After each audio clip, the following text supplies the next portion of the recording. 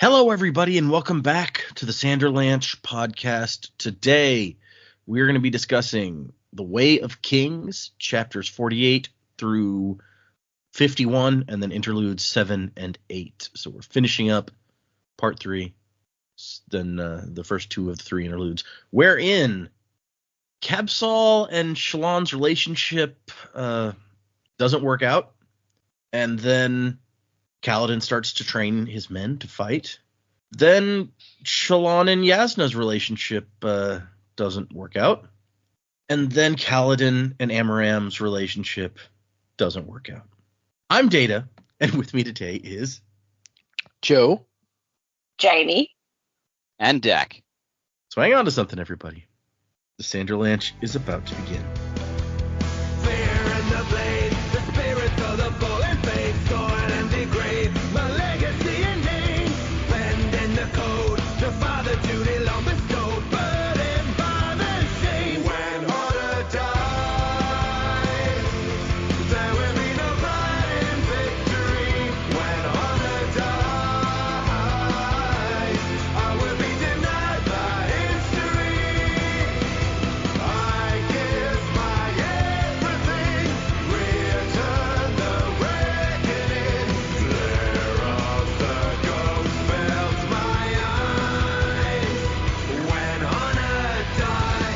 So yeah, bunch of chapters this time. 4 chapters, 2 interludes. What did you guys think of the end of part 3? I gotta say, we were right about Capsule. He's a jerk. And then I was not expecting Yasna to find out about Shallan in this way, so it kind of threw me for a big loop here. I'm unsure about what is going to happen in the future, because like what I expected to happen definitely did not, as far as Yasna and Shallan. I mean, it still has time. She still has time to, I guess, forgive her. But it seems like Yasna is also like personally, emotionally hurt, if I'm reading the subtext correctly. So I don't know how that's going to work. So yeah, we've got that. Kaladin perfectly justified, I think, in feeling the way about Light Eyes that he does. You know, we weren't for sure why he felt that way. Now we're pretty sure. Look, he should have just taken the blade and the armor. Like, in hindsight, yeah. So many things could have been avoided for him if he'd have just done that. So anyway, that's unfortunate. So we've got that, and I don't know who these people in the interludes are. I'm not sure what's going on with that, but I'm looking forward to the next interlude, because at least we know who the person is. But I mean, I'm excited for the rest of this book. I would hope that this trend of kind of action and events unfolding and backstory explained, I hope that'll set up for kind of the falling action of the climax and then falling action of this book. Because like we're almost all the way through. We're more than 60%, 66%, more than 2/3 of the way through, but we haven't hit a climax yet. So I'm ready to get to that point. Aren't we all ready to get to that point? Probably. I don't know. I can't speak for everybody. Never mind. I was about to say, I don't know. Are we? I mean, I am. Yeah, I like what you were saying about Cabsal, because you're like, we're right about Cabsal, and I thought you were going to be like, he really is a jam addict. Did you see him like slurping up that rotten jam? Yeah. Yeah, it's really not so bad. Yeah, I guess that's a good point. He really needed that jam, but for a different reason. Yeah. But I was interested how you were going to react, because you had some pretty solid ideas about where you thought the Yasna and Shallan thing was going, and now it seems to have taken a bit of a left turn. You're right. There's time for some forgiveness or something, but not that much time at this point. We've got part 4, which spoiler, the people are Dalinar, Kaladin, Adolin, and Navani coming up. So we're not going back to we're not going back to Shallan anytime soon. Who's Navani again? Is that that's Elikar's mom, who interesting. Dalinar's ex married his brother. Yeah. Hot. No, yeah, that should be interesting that she's a whole perspective and a part. That should be is she like this? I guess I can't know, but like, is she like the Cersei of the piece, or is like she actually pretty cool? Or I'm wondering. I mean, you guys had some theories about her being a little bit shady the couple times we've seen her, because she's kind of blatantly manipulating Dalinar in some situations. Yeah, she's a manipulator, that's for sure. Okay, yeah, Cabsol, my friend, you've met your end. I knew the jam was sus, even though I was slightly off. The bread was sus. The jam was making it better. Yeah, so that's a thing that happened. I didn't see coming that Shallan would have to give the Soulcaster back to Yasna. That was quite strange. I see why it had to happen. I would be so interested if Yasna was able to soulcast using the other one, but she was then running around asking for a ruby. So I don't know how that would have gone. But I guess that fallout was like it was sad, given that it just came after she's trying to apologize to Shallan. Bit dark the way everyone thinks it went, and obviously she can't tell everyone that she was able to soulcast something, but she now won't have a soulcaster. But I think we've sort of proven that she didn't need the soulcaster, but maybe she needs the gems. Don't really know what's going to happen there, but that was all interesting. I then wasn't prepared to get Kaladin's, like, this is how he was branded a slave. We weren't too far off last week. It was just a whole bunch of stuff happening really close together. So it almost felt a little jarring when we went to the interludes, and I was like, I really just want to know more about what's going on with these guys. But yeah, good chapters that you can definitely feel the pace picking up a little bit, and especially some of these storylines that we've been wanting to sort of come through and keep moving are doing that, which is awesome. Also, now it's kind of, it's anyone's game. What's going to happen? Don't know what's going to happen to Shallan. Sounds like we're not going to know for some time, unless she shows up in someone else's perspective. I don't see how that's going to happen right now, but we've got that possibility. But yeah, we're just going to have to hope that our bridge crew can run away from being a bridge crew. But I do have to say, Jamie, I think she was right about Cabsol. I think she was the first person on the I don't like Cabsol train. So you it's even nice to had have that one pay off. Ulrianne was annoying, but I was like, she's not actually terrible. But no, Cabsol, fuck you and your jam and bread. And I really put that on a shirt. Fuck you and your jam and bread. Interesting possibility. Okay. I don't remember if it was last episode or the episode before, but you even went so far as to be like, Yasna's smart enough not to eat any of that bread and jam. And I was like, oh my gosh, is she figuring out? I was like, are you saying, is he trying to give her like poison bread and jam? You're like, no, not that. But there's that truth berries in there. It's so close and yet so far. You were right on target. You had Cabsol pegged, more or less. So well done. Yeah. I didn't think he'd die straight away, but yeah, that's a little bit unexpected, right? It's like, oh, and now he's dead. All right, then. Yeah. I mean, he deserved it, but whatever. Yeah. Although we didn't see him hoisted die, on his maybe own. That's true. We're just taking her word for it. It sounds like he's pretty dead. Hoisted on his own poison petard. It's true. Yeah. I'm just going to throw this out there. Yasna found out that he was trying to poison her and had demonstrative proof. Doesn't matter if he survived the poison. He ain't surviving Yasna. Whoops! I soul casted his blood into poison. I guess he's dead now. Yep. Fair. Not just soul casted his blood away. Soul casted it into poison. Into acid. You know how it is. Yeah, his body dissolved. It was crazy. It was like it was like one of those things from the other planet. That was some serious poison he was using. It made him dissolve. I don't know what to tell you. Yeah.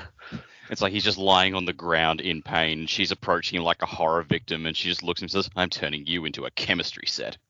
Ooh, dramatic. I don't know if they have chemistry sets on Roshar, but still. Figuratively.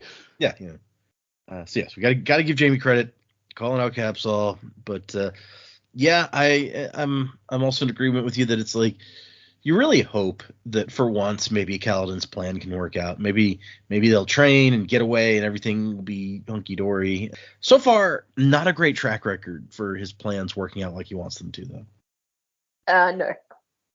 No. But maybe 100th time is the charm. Who knows? Yeah. Action-packed chapters. I really like them. yeah, everything about the bread and jam plot just like took me completely by surprise. I'm like, oh, holy shit! Like I actually had to read the whole thing about why does the jam smell funny a couple of times before I figured out what the hell was even going on. So that was cool. Shallan and Yasna's final talk after Shallan woke up was just heartbreaking because like, you can see 100% where both sides were coming from, and like, but yeah, no, I just felt really bad for Shallan in that moment. As for that, yeah, Kaladin's was just, you know, we pretty much expected how he got his slave brand. Like I think Jamie said, we weren't too far off, but it was still interesting just to see it go down. Just when he's saying to Amaram, "You're meant to be the good one," and Amaram's like, "Oh fuck," I'm like, "Yeah, chew on that, you prick." Yeah, so it was all that was all really interesting stuff. I liked the 4 chapters. The interludes were just fucking baffling to me. I mean, I know that's like it's we're world building and stuff like that, but they just seemed a bit.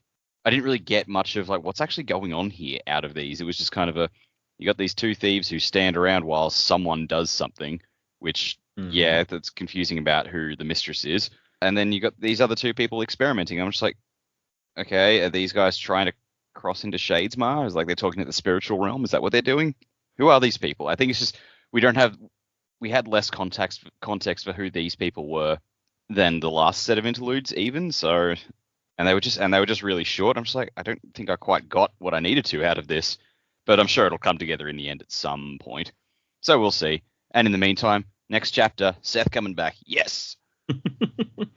I'll agree with you. These are definitely 2 of the kind of more oblique interludes that we've had. I mean, we talked about during our second set of interludes how you were like, oh, these weren't as connected as like the first ones, and so it was a little bit strange because like Risen and Axes the Collector were both just like out there in the middle of nowhere doing stuff, but at least those kind of felt like stories in and of themselves. These 2, it's like, I agree, it's kind of like what is happening?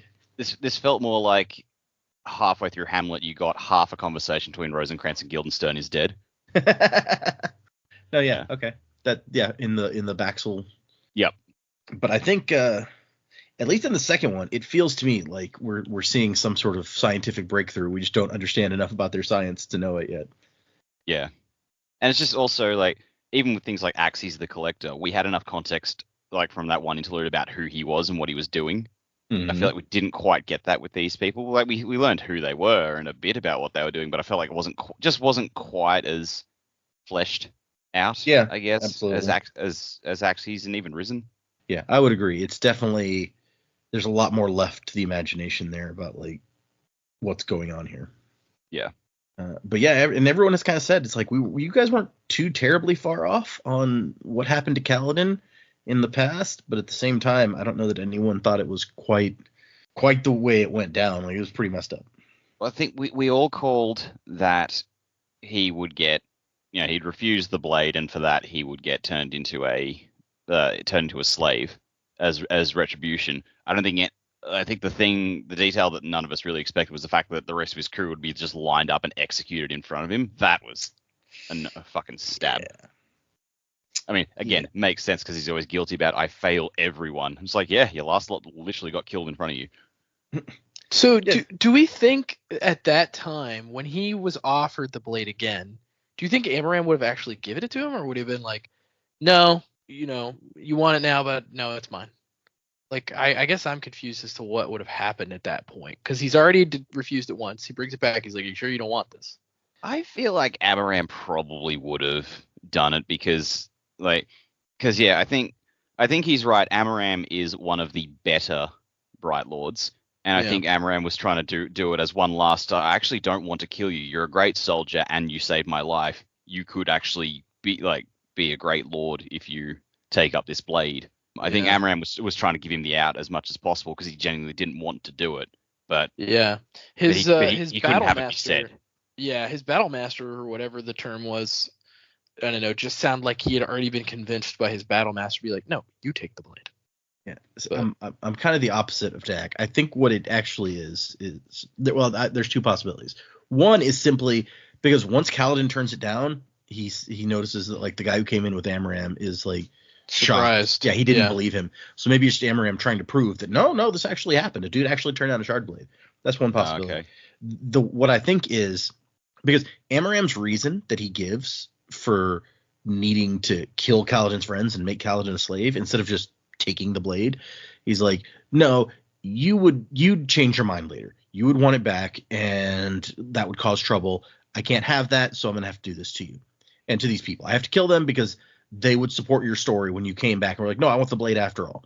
If Kaladin had said yes here, I do want it, then that would justify Amaram to be like, see, he's fickle. He'll change his mind. I have to do this whole thing.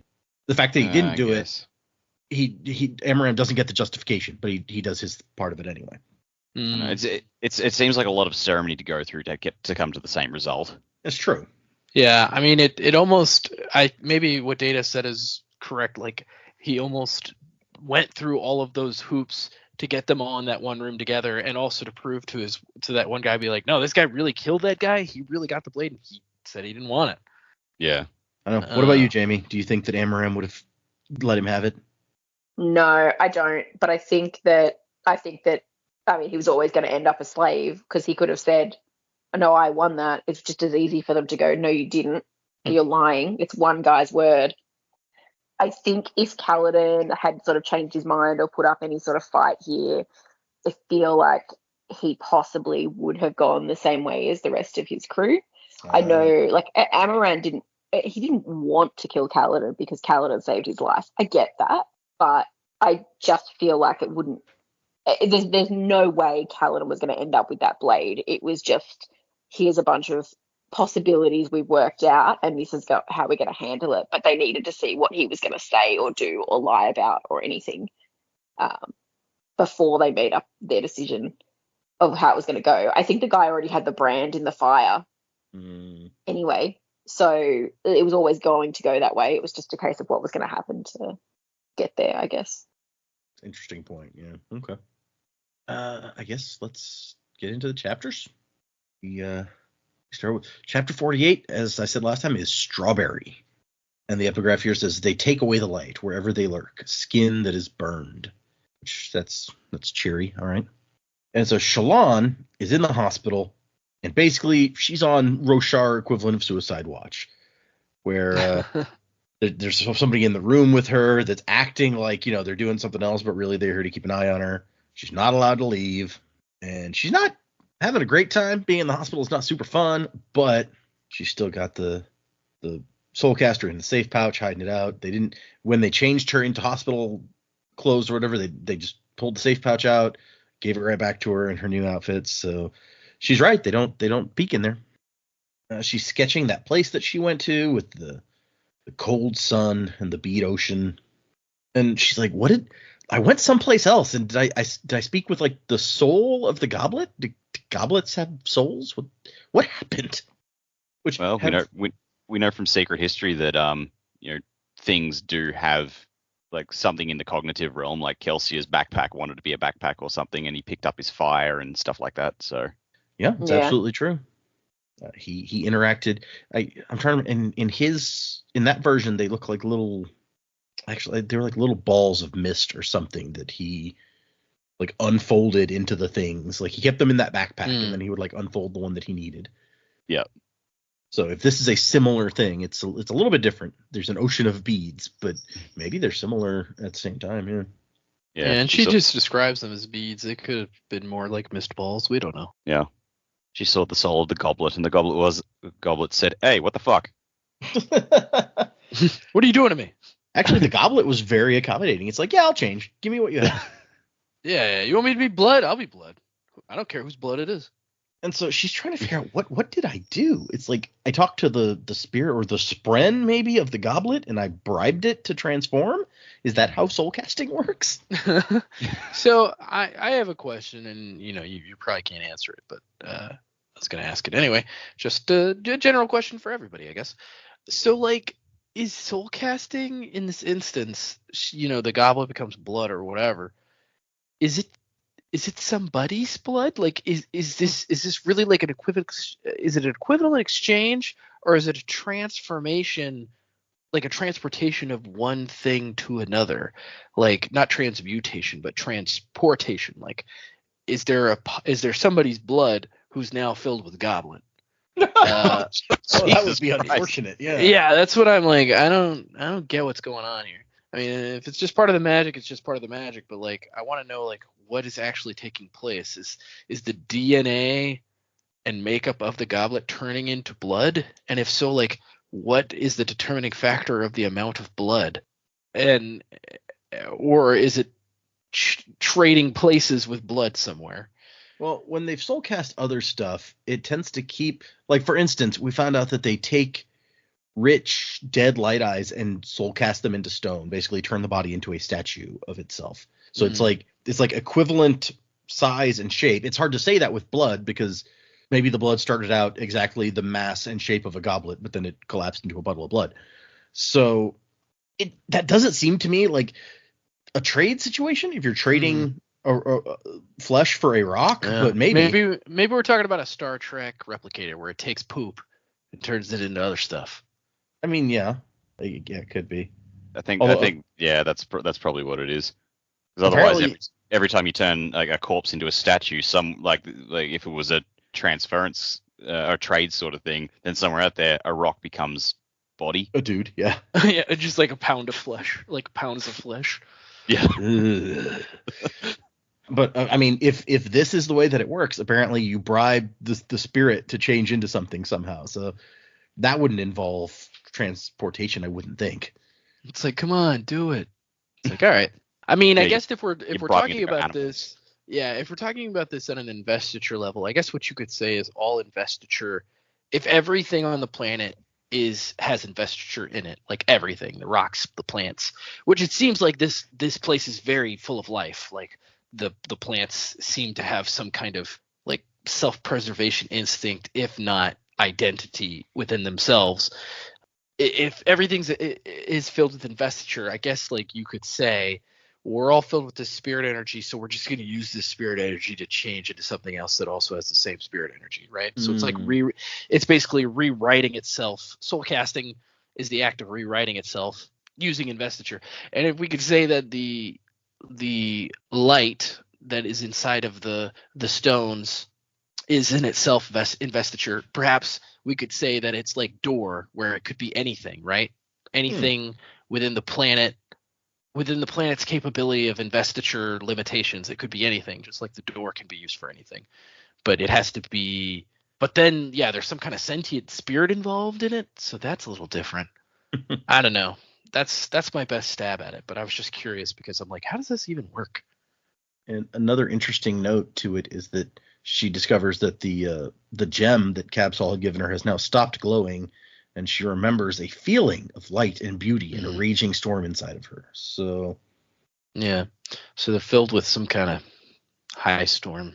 I mean, to me, it's like she used a different power with the same power source as what Kaladin's been using.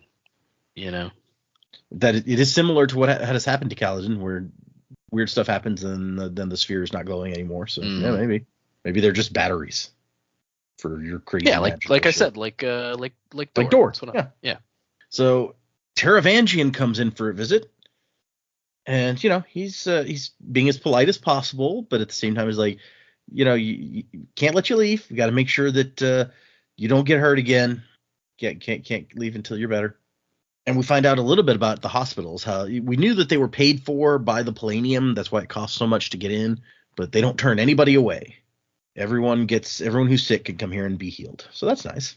Yeah, this seems like one of the better places on this planet. Right? Yeah. You got a light-eyed king who actually appears to care about people who aren't other light eyes. So that's maybe a first. Yeah, maybe Kaladin would get along with Taravangian. He doesn't like most light eyes, but this guy seems okay. So yeah, but she can't leave yet. Gotta stay, mustn't be allowed to have another accident, he says. But she says, okay, can I at least have visitors? And he's like, okay, yeah, that might be a good idea. And so as right after he leaves, Yasna comes in, and she's like, finally, I'm allowed to see you. This bit actually made everything that followed so much harder because, like, I think This is Yasna. She's like actually trying to be really nice, and she doesn't quite know how, but like you can see the effort and just how much it actually cut her up that Shallan was hurt, and she's desperate to try and make it better in some way, and like she's still got her like really snappy sort of manner on, but she's doing it because she cares, and she was really worried, and like oh my god, you really do care, and then it just goes to shit. Like that was kind of gutting. Yeah, it's rough because she's like vulnerable with Shallan, and then it's like that is immediately paid back with betrayal. Like it's just not great. Yeah, I mean, you're not wrong. Yasna, like the first thing that she does is start out. She tries to apologize because she feels like it's her fault. She's pushed Shallan too hard, and she's really not good at apologizing. And Shallan tries to. It's like, hey, you know what? It's just that. To get good at apologizing, you have to make mistakes, and you never make mistakes. So I get it. It's okay. And it turns out that Yasna has been waiting outside the whole time that Shallan's been in here to get permission to come in and see her. And it's like I've been waiting outside the door for like 3 days. They wouldn't fucking let me in. Have you done anything else? No. Holy fuck. But she says her research can be accomplished in a hospital waiting chamber just as easily as in the library. So And they have what is kind of a sweet little moment, although she's found out through Taravangian that Shallan is planning on leaving. And she's like, in the end, she's like, I'm so sorry. I've overworked you. I may have done the world a disservice and stolen from it one of the great scholars of a rising generation. Which that's a hell of a lot. Did she find that out through Taravangian or through Capsule? No, it's she says that I hear you're going home. And she's like, wait, when did you hear that? Well, from Taravangian, just now, when he finally gave me permission to come in. Oh, that's right. And after this big compliment, she's like, here, I want you to take this. It is, she explains that the devotary of sincerity is one that she actually respects. And one of someone important to her once made a good try at converting her to Vorinism, and this is what they used.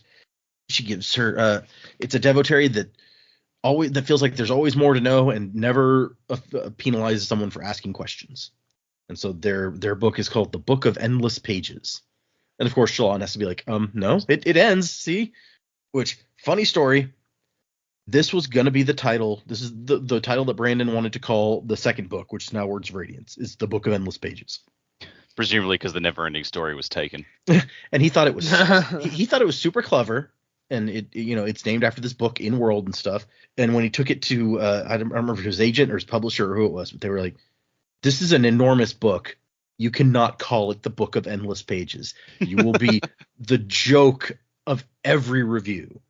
He's like, fine. Nah, it's fine. I mean, was he well established by the time he published this? Because if so, I would have been like, forget it. I don't care. I'm going to do it anyway. Mistborn OT had already completely come out by the time Stormlight came out. Yeah, I think that's right. Hold on, because he wrote those like in a row. So in a row. This book came out in 2010. Hero of Ages was 2008. So yeah, the whole first Mistborn trilogy has come out, as well as Warbreaker was in between. That was 2009, and so this was Way of Kings was 2010. That. Yeah, and Elantris was first, obviously. So yeah, this is his sixth book to be released. Yeah, I guess maybe if you're in your sixth, then you're not like getting super popular yet. But Yasna has a whole thing about how like you'll find wise men in any religion, good men in every nation, and you'll find like close-minded, stupid people everywhere too. And it really doesn't matter what they believe. A closed-minded person is going to be closed-minded regardless of what they choose to believe. And Shallan's like, wow, he's wrong. Capsol said that you're researching Voidbringers because you want to prove Vorinism is false, which Yasna never told you she was researching Voidbringers. She got that information from her like personal papers. I feel like that's a bad thing to not only reveal that you knew this thing that she didn't tell you, but to be like, oh yeah, and I totally told that guy you don't like about it. But Yasna doesn't seem upset about it. She's just like, yeah, I'm going to devote 4 years of my life to something that stupid. It's idiocy to try to prove a negative. Let them believe what they want. I don't care. And that's when Capsol comes in. And Shallan's like, this fucking guy. Fuck you and your bread and jam. And Capsol's like, I should have been let in right away. I should have been. He sounds so pompous. I should have been let in right away. It's like, I'm an After all, ardent. I'm an ardent, except he's not, dickhead. Can I just point out, I love Yasna's little speak of the storm and it begins to bluster. Like, Yeah. fucking love it. Yeah, brilliant. Did we called that too, right? That he wasn't actually an ardent. That's why he was hiding from like Taravangian and the other ardent. I think maybe. I don't remember, honestly. Maybe I just thought it. But someone who's binged the podcast in the last 3 weeks will probably be able to tell They'll us. know. Yeah. But Capsol brought some jam, so everything's okay. Yeah. Everybody, stop what you're doing. The asshole with the jam is here. And I like Yasna is just like, I would have thought that you'd allow Shallan a respite considering how your attentions drove her to despair. She just like comes at him right in front of Shallan too. Like, it's your fault that she's in here. Fuck you. Well, I mean, as we've After being established. there to apologize. No. Yeah, right? But yeah, this is just how Yasna like acts. It's like she's very protective of Shallan at this point. It's like you fucking asshole. I mean, we should really be glad she didn't just throw hands right there. It's probably true. And Shallan has to be like, no, it wasn't you, Capsol. I wasn't ready for all this. And Capsol's like, here you go. Here's some proper food for you. Strawberry jam. And Shallan's never heard of strawberries. He's like, it's super rare. It can only grow in Shinovar. So, how much money did he spend on this that wasn't his? Of course, if he's not really an ardent, then maybe he doesn't actually have access to ardent funds. So there really was his money. It makes it okay. Yeah. And Yasna like takes it and like dips her finger in, and she's like sniffs it. And Capsol's like, oh, I thought you didn't like jam. And she's like, yeah, I don't like jam. I was just curious. I've heard strawberries have a very distinctive scent. And he's like, here, I brought some bread for you also. I understand my attentions were too forward. Thank you for not blaming me, but I thought maybe if I brought you this. And yes, it's like, what? That would absolve you? Sorry I drove you to suicide. Here's some bread. Which once again, just all out coming for him right in front of Shallan, who maybe you should be a little more sensitive in the situation.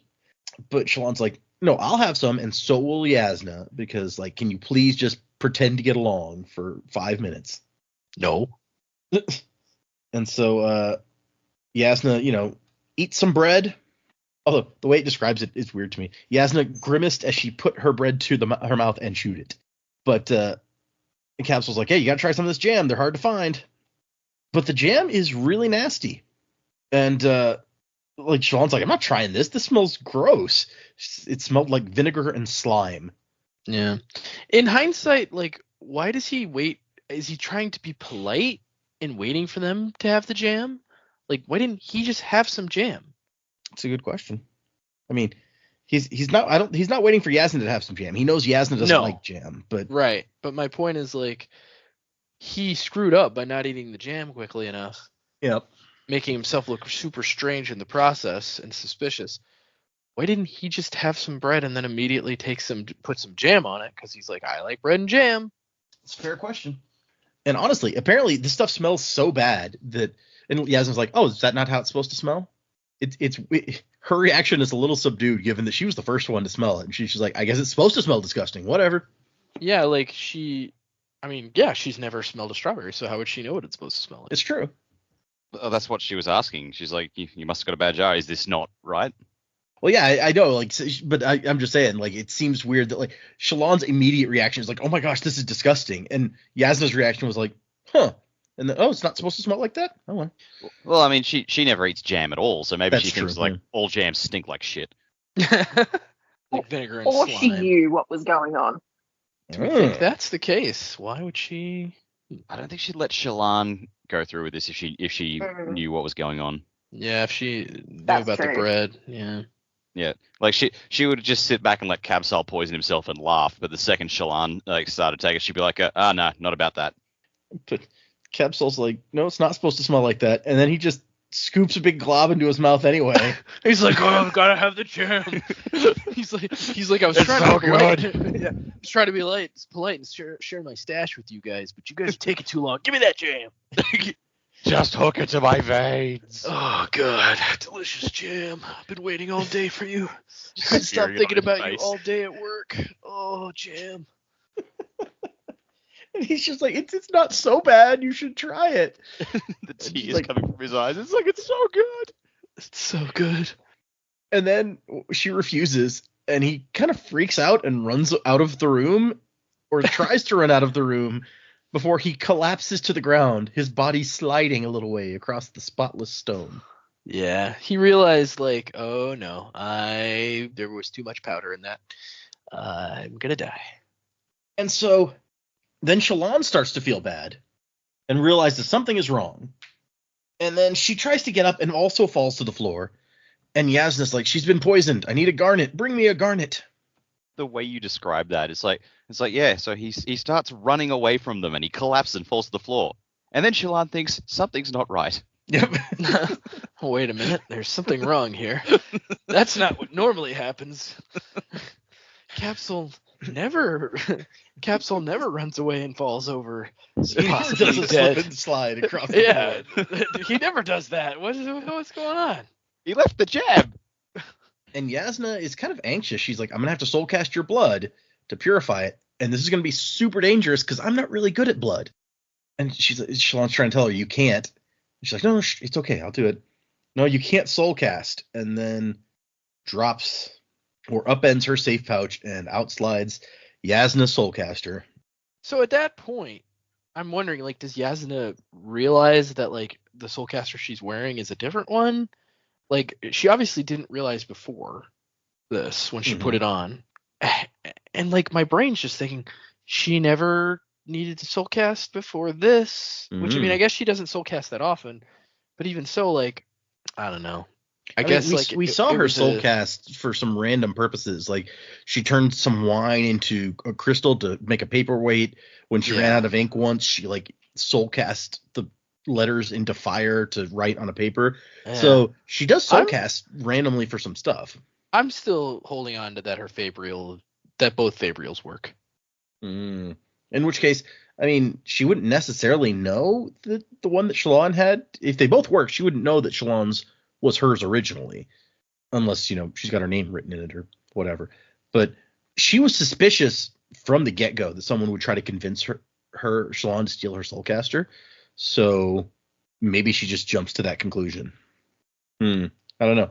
We can look at when we get the last chapter with them. We can examine the discussion a little bit and maybe get something about it. But Shallan feels a warmth burn through her inside her skin as if she'd been dumped into a steaming hot cauldron. She screamed, arching her back, her muscles spasming, and then all went black. Then we get the chapter To Care. And the epigraph says, Radiant of birthplace, the announcer comes to come announce the birthplace of radiance. And the note, presumably still Yasna's notes, is that she's not overly fond of the Ketek poetic form as a means of conveying information.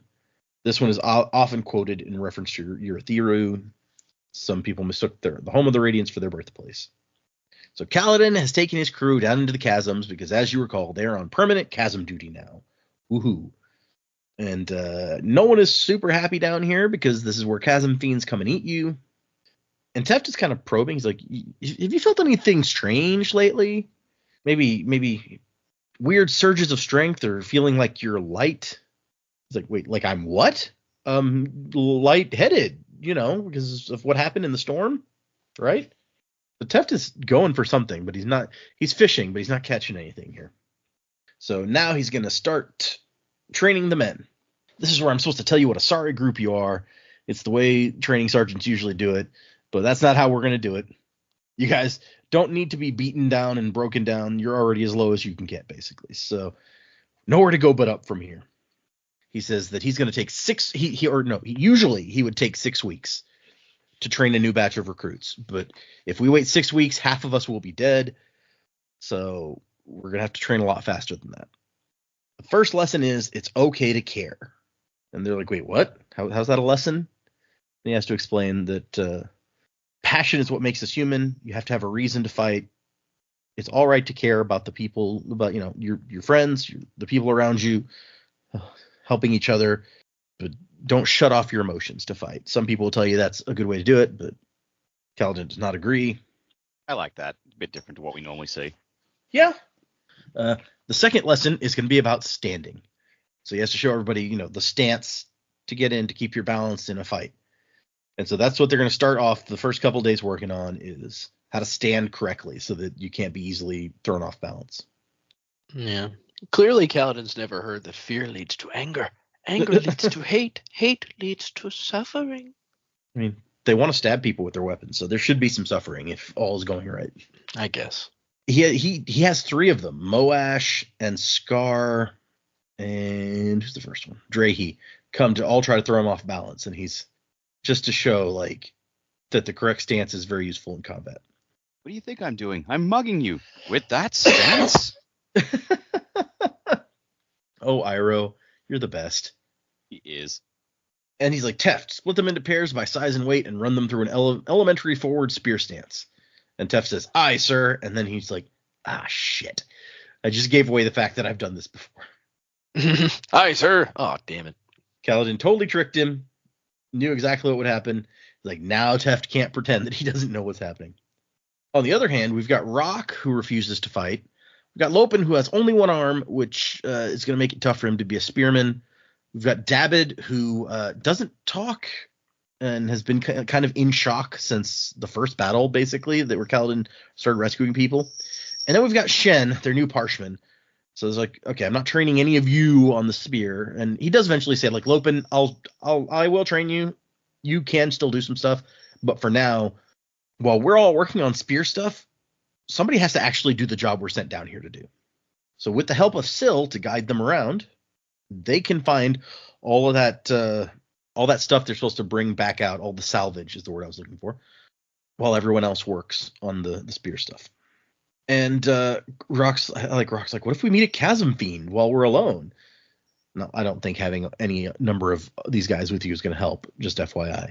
But no, it's just be more eyes for lookout, I guess.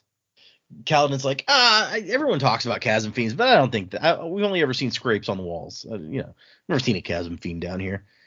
And Rock's like, yeah, look, it's not just legend. Just before you came, half a bridge crew was eaten. And Kaladin's like, well, I'm sorry, but somebody's got to do this stuff, or else if we don't bring up enough stuff, we'll get taken off of chasm duty and just end up cleaning latrines. Can't learn spear while cleaning latrines. I just want to go back a bit there.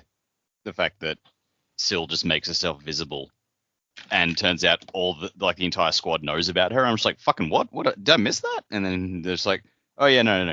Like Kaladin talks to himself, and Rock had to tell everyone what was up. I'm like, that felt like a significant thing to just glaze over. That's true. I mean, Rock's like, no, it's okay. He's not crazy. He's not. There's a spren. Yeah. And it was funny that Lopen's like, oh, you didn't say she was so pretty. And Kaladin talks to Rock. He's like, I know you don't want to fight. I've not given up on looking for other ways to get out of here. And Rock's like, yeah, that's not going to happen.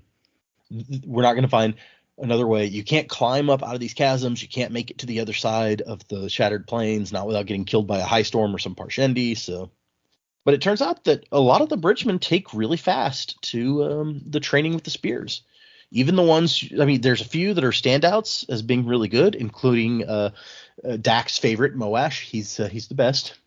Red flag. Spear-wise. Red flag? Yep. Okay. But even the ones who aren't standouts, they're better than any group he's trained because they don't complain. They're not asking for breaks. They're not resentful about how hard he's pushing them because they know that this is what's going to keep them from dying, maybe. And a couple people like Moash and Drahe and Scar are so far ahead, they're already doing the resetting exercises where you get pushed out and learn to reset yourself. And Kaladin's like, what makes them so much better? Is it their bridgeman training? Is it their passion? I mean, I think wanting to not have to run bridges and get shot at and die is probably a good motivator. I'm just saying. Sure. And I like that he thinks these men cast off by the army, forced to work themselves near to death, were the most fit, training-ready recruits he'd ever had. By seeking to beat them down, Sadeas had prepared them to excel. Take that, Sadeas. Screwing yourself over, I guess. And then... Yeah. And if we're going back to Dalinar and Adolin for the next part of the book, we're going to be seeing Sadeas again soon. One would imagine, right? Yep. Chapter 50 is Backbreaker Powder. And the epigraph, Flame and Char, skin so terrible, eyes like pits of blackness. Presumably these are all more of those Voidbringer research that she's been doing. It's the only thing that really makes sense. Either that or someone is just really, really, really fucking harsh on the Parshendi's appearance. Oh, you think it's about the I guess they do have some black in their skin, right? I mean, I don't think it is, but the possibility had occurred to me. Interesting. I hadn't thought of that, but no, that's fair. Skin's so terrible. Yeah, look, if a crab man came up, I'd probably his appearance would be shocking initially. Yeah, no, it's true. Especially, I mean, they're used to it because they have the parchment, so I guess they didn't look that unusual to them. But if you hadn't seen someone like that already, that would probably freak you out. Yeah. So now Shallan is in a small white room. I guess maybe a different one from before. Not as nice. Yeah, she's been moved to a private room, it says. And there's a soldier guarding her room. And she's like, what happened? I was poisoned. Is Capsule all right? And the guy just ignores her. And she just realizes, oh, crap, I gave the Soulcaster back to Yasna. And eventually Yasna shows up. And she is not happy. Like, she dismisses the guard.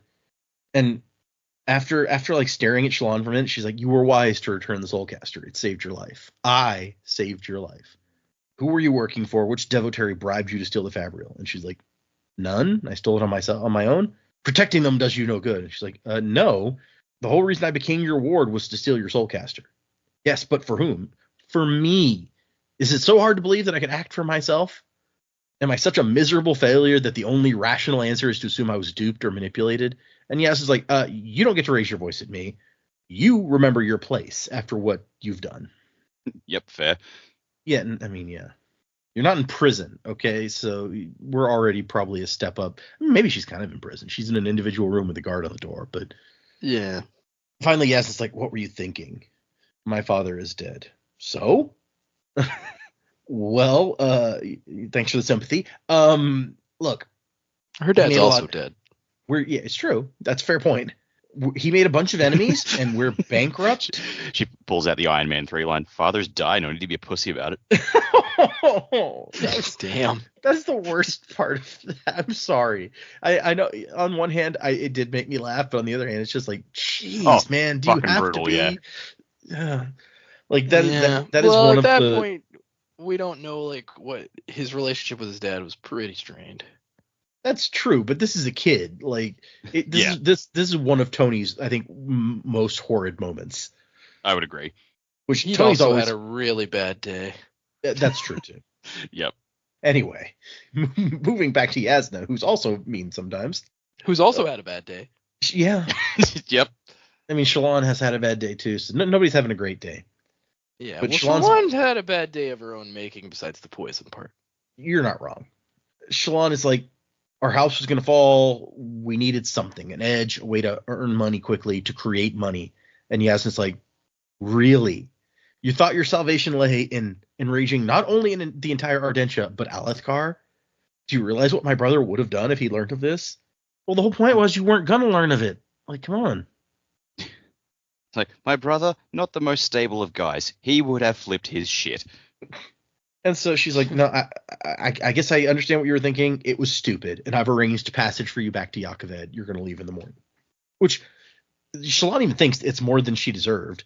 And I tend to agree. I think that's pretty generous of Yasna to be like, look, you're leaving. I've paid for the ticket. Don't come back. I think that's the best that's more than the best you could have expected from this situation. Yeah. Yeah, I mean, she could go to prison. Or just be executed. Yeah. Yep. So, yeah, pretty generous on Yasna's part. And then she's like, oh, by the way, your friend the Ardent is dead. The bread was poisoned, backbreaker powder dusted on the bread to look like flour. I suspect the bread was similarly treated every time he visited, his goal to get me to eat a piece. And Shallan's like, I ate a lot of that bread. It's like, yeah, the jam had the antidote. So what did Jasna do? Because I checked, the previous chapter said she ate some of the bread. Did she just quaff some of the jam? This is an excellent question. In other words, Data's not going to tell us. Yeah, well, maybe she soul casted her own blood afterwards. We just didn't get a chance to see. I feel like that would be excruciatingly painful and dangerous. One would think, right? And she's like, I've started to investigate. No one really remembers where this Cabsal came from. He spoke familiarly of the other Ardents to you and me, but they knew him only vaguely. He was here to spy on me and kill me if he could. He knew this because Shallan was going home. He knew this last time was going to be his last chance. So she thinks he used even more of the poison than ever before. And it didn't work out for him. I'm very disappointed in you, Shallan. I can see now why you tried to end your life. It was the guilt. Which, yes, Yasna still doesn't know everything that was happening, But I if I was Shallan at that point, I'd be like, no, that was actually not what happened. I soul cast it by accident. And she'd be like, wait, what? you're going to have to live with the guilt. You've thrown away a very promising career. No one will take you as a ward now. You threw it away. I hate being wrong. Like, that's the real thing. She's like, man, I was wrong about you. I hate when I'm wrong. And then Yasna goes to leave, and Shallan's like, I have to apologize. I have to say something. Yasna? And the woman did not look back, and the guard did not return. And she just, Capsol's dead. No Fabrial, no studies. She lost everything. And she just sits there crying. No one came to check. No one cared. So that is a very sad place to leave Shallan at the end of part 3. Who cares? It is kind of her own fault in a lot of ways, but still. And then we do our final numbered chapter is 51, Sasnan, where we go back to 1 year ago, right after our previous flashback. Kaladin is waiting in the wooden war center of Amaram's camp, just miserable about all his men being dead. Only 4 of them lived out of 26 men, and people call me lucky. I killed a shardbearer today, like Lannison the Sure-Footed or Evod Markmaker. I killed one, me, and he didn't care. And he does think, I killed a shardbearer, and then I gave the plate and blade away. The single event had to be the most monumentally stupid thing anyone in any kingdom in any era had ever done. You skipped Syl's cameo in this chapter. Oh, that's true. Yeah, there's a windspread flitting around, so presumably we theorized before that Syl was already hanging around, so yeah. Yep. Yeah, you are pretty dumb, Kaladin.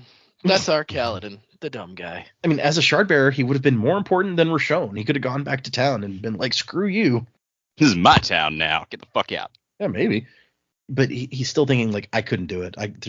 Still, just thinking about touching that blade turns my stomach. There's no way. And he's regretting what he did. He went to Amaram's aid. He saved the life of his high marshal. But he's like, why is that life worth more than my friend's? And then as they come in, a couple of words slip out that you guys may recognize. Amaram comes in and says, why Thydekar would risk this? But who else would it be? The Ghostbloods grow more bold. We'll need to find out who he was. And he's talking to a storm warden. And he says he was Vedden, but nobody I recognize. We'll investigate. So here is, the Ghostbloods, obviously, we know about. Do you guys recognize the name Thydekar? Thydekar. We've heard it once before, so if you don't recognize it, I don't. Maybe at the end of Lost Metal, but I don't remember. No, it is all the way back in, let's see, the prologue of this book. So where Seth killed the king? Where Seth kills the king. Yep. So what happens is, here, let me bring up the scene real quick. Thydekar. He's a car. He's like a transformer. Just like Optimus Prime.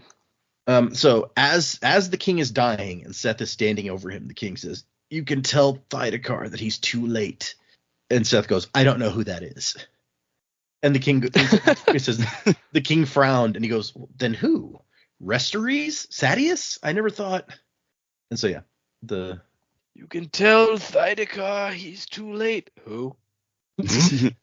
Oh, that's disappointing.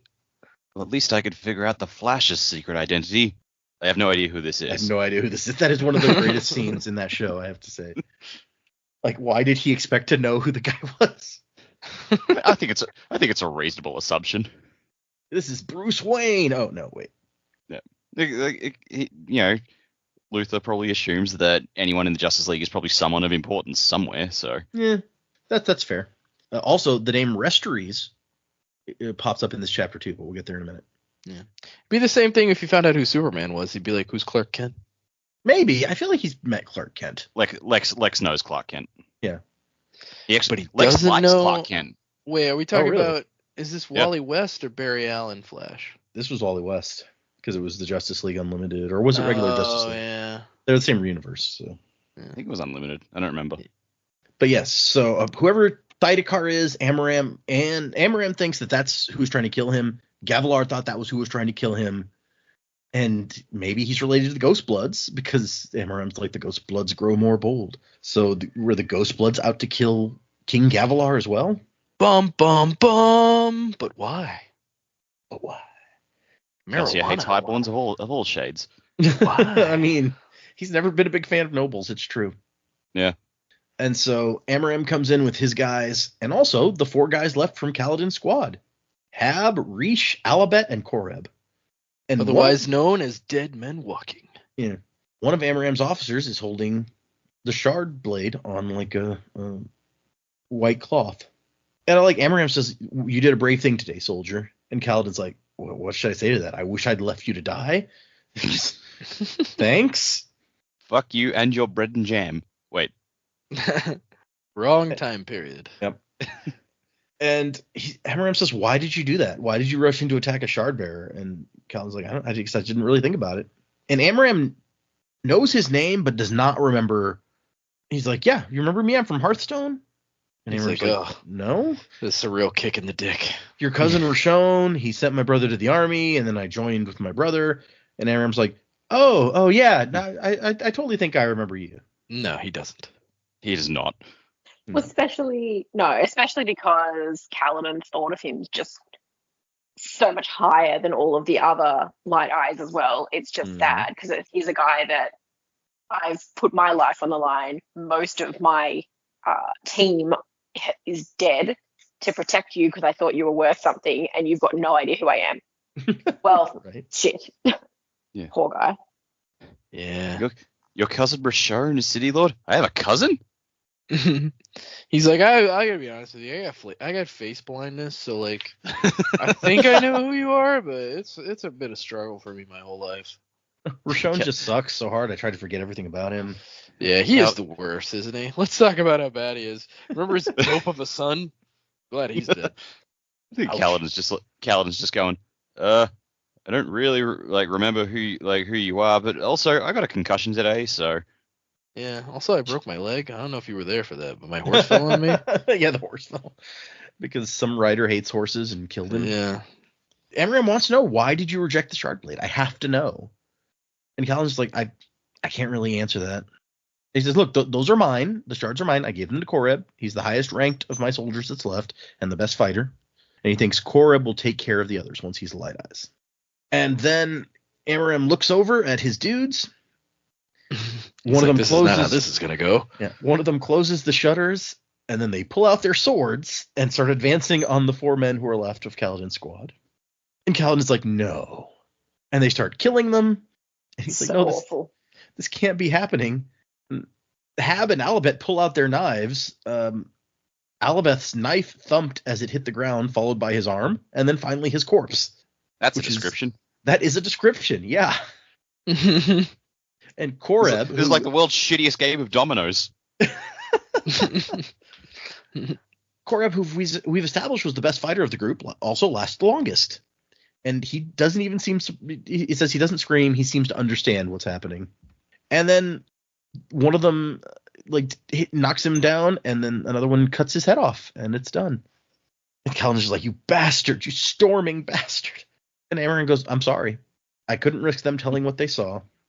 Sorry doesn't wash out the blood, asshole. So the story is going to be that Kaladin's squad helped the shard bearer, because people need to think that Amaram killed him. When he shows up with the shards, there can't be a story that Amaram didn't earn them. I'm trained in the sword and am accustomed to plate. It will serve Alethkar best if I bear the shards. You could have just asked me for them. It's like, and when news got around camp that you killed the shard bearer, but I had the shards, no one would believe you gave them up of your own choice. No. And you wouldn't have let me keep them. You would have changed your mind. It took hours to decide, but Restories is right. This is what must be done. So Gavilar's second candidate for who's trying to kill him is apparently someone that Amaram consulted about this and before making his decision. I assumed that was the Storm Warden in the room here.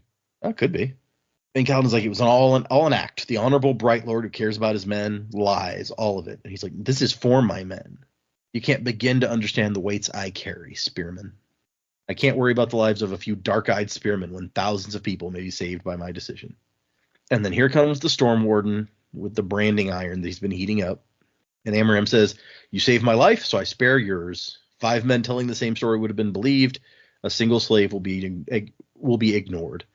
The war camps will be told you didn't help your fellows, but you didn't try to stop them either. You fled and were captured. You're discharged as a deserter and branded a slave, but spared death by my mercy. So there you go. Thanks, buddy. And then he leaves before they brand Kaladin, and that's the end of the chapter. And the end of part 3. So, yeah, that's a hell of a thing. Do we know at this point in the story, presumably Amaram is still out fighting battles somewhere, not on the Shattered Plains, but elsewhere. Is he still alive? We don't know.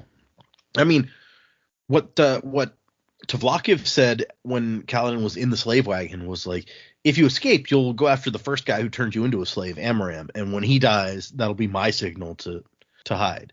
So Tvlakv seemed to think he was still alive. Okay. At that point, at least. We haven't heard anything since then. So it's safe to assume he's probably still alive and doing shit. I mean, I guess he's a shard bearer now, so probably even tougher to kill than before. Yeah, true. Yeah. And to bring up to Jamie's point from the last time we talked, she was talking about how, if Kaladin killed this shard bearer, the army would be one shard bearer down. But apparently this guy, he was Vedin. He was from Yakaved. So the army is up a set of shards. Although they didn't know who the guy was. And I don't know that we could possibly know. We don't even know many people from Yakaved. We know Shallan. It wasn't Shallan. We can be pretty confident of that. Now the interludes. We read the first 2 and leave the Seth one for later. Although the next one we're going to read for next week, the Seth one, is called Death Wears White, which is a pretty metal name for the interlude. Yeah. Very Assassin's Creed. Yeah. So we are with Baxel. So Baxel, huh? Baxel is in a lavish palace corridor with a big bulky bag of tools, and he's walking next to Av, and he's kind of freaking out. He's like, shouldn't we be doing this at night? And Av's like, Mistress knows what she's doing. Mistress. So Av and Baxel are Imuli, dark skin and hair, from I believe the country is Emul. Well, now I gotta go back and look at the map because it's gonna bug me. Map. Matt. Sorry. Yeah, looking at the map. Yep. Emul. Emul. It's above Marit. Just south of Azir, which is where the Azish are from. And we know Azish because I think Sigzil is Azish. Yeah. South of the Pure Lake. Yep. South of the Pure Lake, eh? So yeah, that's where these guys are from, at least. I forget where they are currently. I'd like to hear the audio book of just the Pure Lake section, just to see, like, because I just imagine the Pure Lake guys talking like Canadians, or like from very the Midwest. Relaxed. It's just like it's like, oh yeah, down here in the Pure Lake, we like it down here. Did you catch any fish, eh? Yeah, caught lots of fish in the Pure Lake. Easy to catch fish, in fact. Praise be to the God whose name I forget, who doesn't like us. Yeah. We can only praise his brother secretly. Yeah. So see over there? There's the lake moose.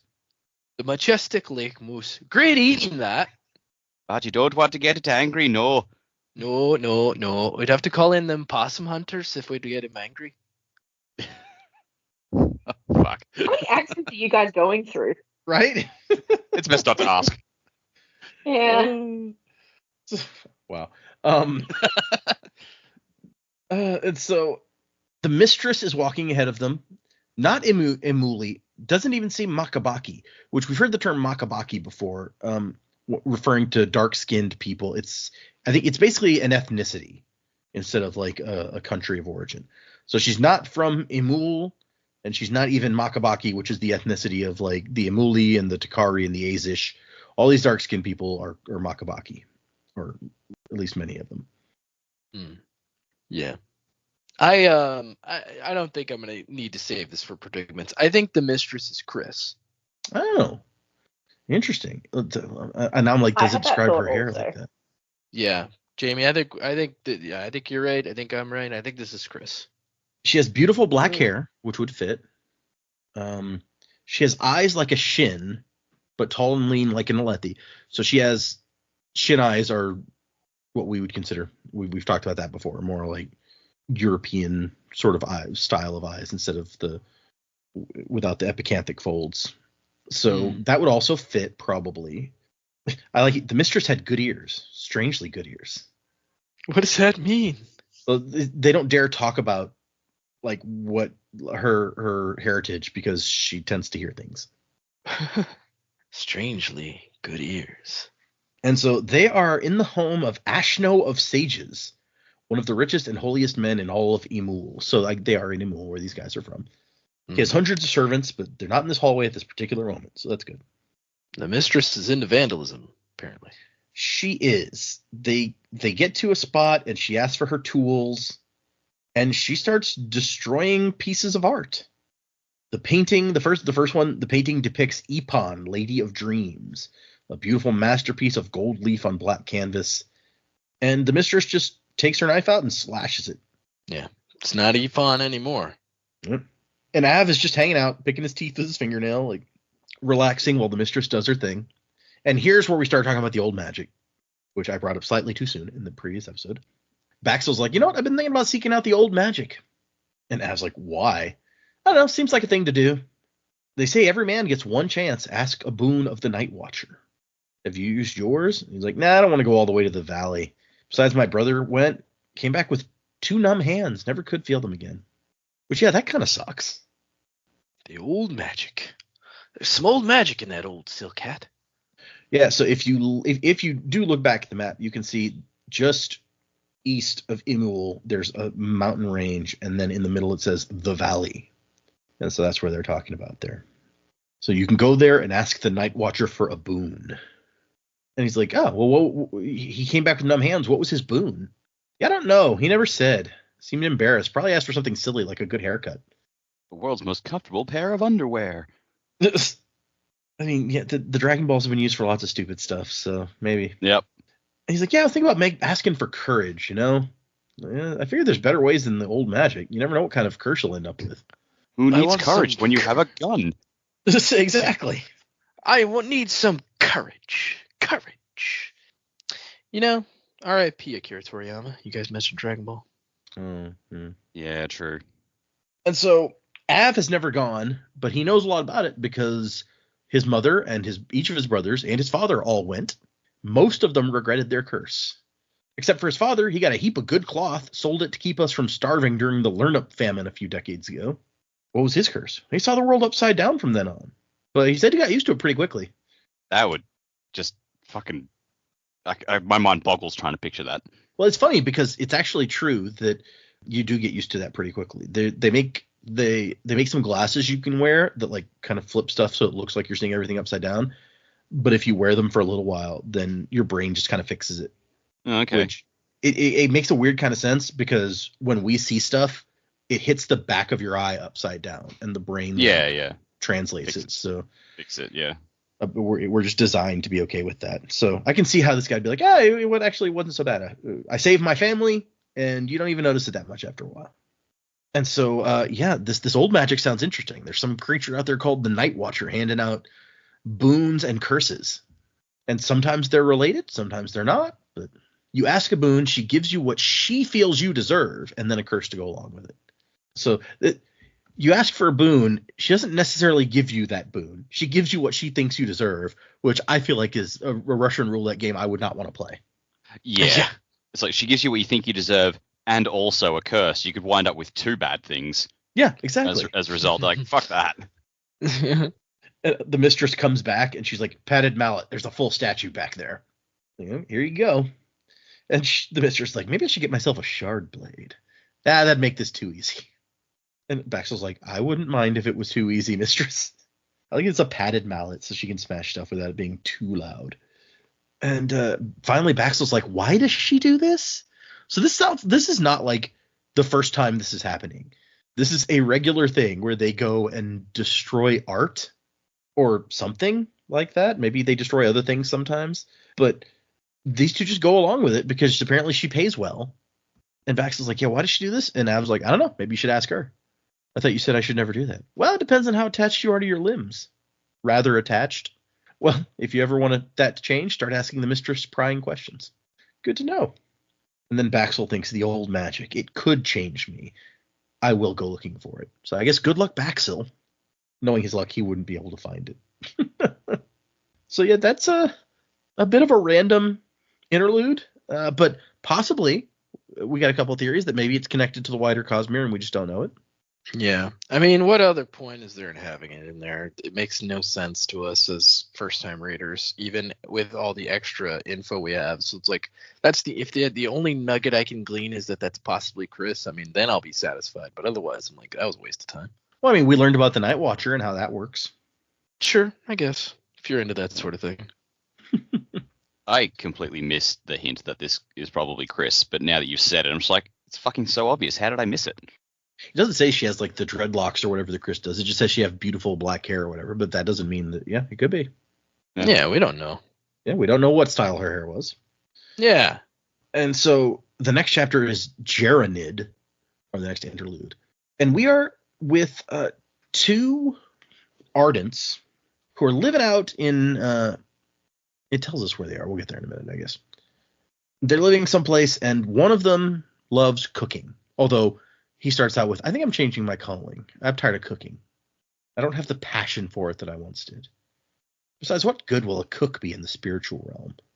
And they have a little discussion about the spiritual realm, because you remember we've been told that you live a good life so that once you die, you can go and help the heralds fight to take back heaven.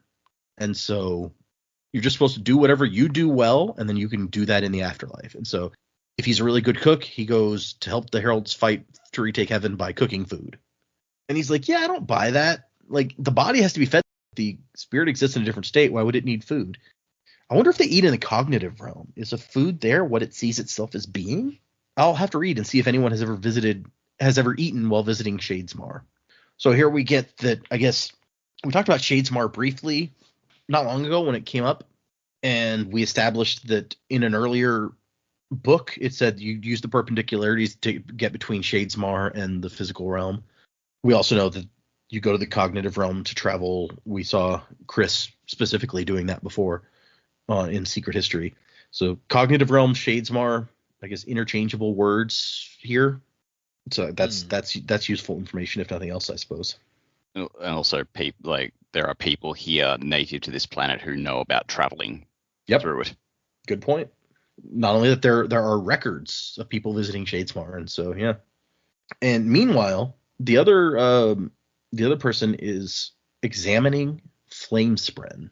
Geranid studies spren, and Ashir studies chemistry through cooking. And I like that they help each other because one of them is really good at theory and the other one is really strong at mathematics. So they can help. They complement each other well, is what I was trying to find. And she says that she thinks she's made a discovery. The flame spren are erratic, but I can predict when they will be erratic and when they won't. And he's like, what the hell does that mean? Before I measure them, they dance and vary in size, luminosity, and shape. But when I make a notation, they freeze in their current state. What does that mean? Well, I was hoping you'd be able to tell me. So basically, like, say she measures how big a flame spren is. It's 5 inches tall. Suddenly, it is always 5 inches tall. It doesn't vary anymore. And if she erases the figure, then it goes back to being variable. And so they do an experiment where she goes in another room and he measures the flame spren at different times. And so I'm going to read you off 3 measurements, only write down one of them. It's not until she writes it down that it stops changing size, even from the other room. So it's like the uncertainty principle, where when you measure something, you change it, although it's way more concrete than that in a way. And they've made some sort of discovery here, but what it means is hard to tell. And that's kind of, I mean, there's a little more back and forth about it, where it's like, you do the math, I'll go and cook you something awesome. But it is a very weird. We never find out all that much about these people, like Dak mentioned, and there's not much of a story to this interlude. It's just like a little slice of life for a moment, and then we're done. So those are our chapters. We've got one interlude here, and then parts 4 and 5, and part 5 is a pretty short part. So we're 71% of the way through the book at this point. Predigments. Where are we going? We've seen an interesting sort of end to Shallan's bit of the story, at least for a while. We know she's not going to be in part 4 because I told you guys. And then we've seen sort of the beginning of Kaladin's story in a way. So where are we going from here? So, yeah, I would have to say Kaladin's not even in the next section, is he? Is Kaladin in the next section? Did you tell us? Oh yes, Kaladin. Hold on, I'll double check. But yes, it's Dalinar, you said Kaladin, Kaladin is. Adolin, and Navani. Dalinar, Kaladin, Adolin, and Navani. That is a lot of like other side war camp people. Mm-hmm. So I'm going to say that this next part is going to mainly entail what I've been predicting, that Kaladin and his bridge crew are going to somehow catch the attention of Dalinar, Adolin, and that group. And I am hoping that it is a positive thing, not a negative thing. And I think that's really all that I can say at this point. I mean, like I said, I feel like every time I predict something, it either partially comes true, but it doesn't come true in the way that I expected it to. And so even though we're really far into this book, I just don't know what else to say. But that's where I'm gonna guess we're going. Has something to do with them getting together and meeting one another, and so I'll go with that. Okay, I mean that's fair. We've kind of been looking this whole time because Kaladin and Dalinar have spent the entire book real close to each other, but never quite. Finally, recently we got Adolin and Kaladin running into each other, and they exchanged a couple words. But right, other than that, it's just been so close. So if they'd never met up by the end of the book, it would, I feel, be a little bit frustrating. Yeah, maybe just a little, but also something I could see happening. So. I mean, yeah, we know there's a lot more books to come, so. Right. A lot more. Lots more, as Wako would say. And it's each of them is so big that it's like there's a lot more book to read. Even if it was just a couple more, there's a lot of book in there. Yeah. Yeah, are they all generally the same length, or do they get longer as they go? I think, if I remember correctly, The Way of Kings is the shortest, but not by like a whole lot. Hold on. Let's go by how many episodes, because I've got them all outlined, so I can answer that real quick. Oh, nice. In that way. This one is 30 episodes. Words of Radiance will be 32. Oathbringer will be 39. And Rhythm of War is 38. So they're all longer than this one. And Oathbringer and Rhythm of War are longer than Words of Radiance as well. So lots of book. You might even say thick book. Richard, is that you? Richard, it's been so long. How's it going, man? Okay, predictions. So I was of the same view we talked about Chris before. I don't need to go back into that. I was reading the interludes and I was like, I've got no idea what is going on here. But I think in the last interlude we read, and they were talking about the cognitive realm, and then having Shallan talking about the goblet that she had, and then does the goblet have a soul and all that sort of stuff. I was like, what are the chances of those things both coming up at the same time?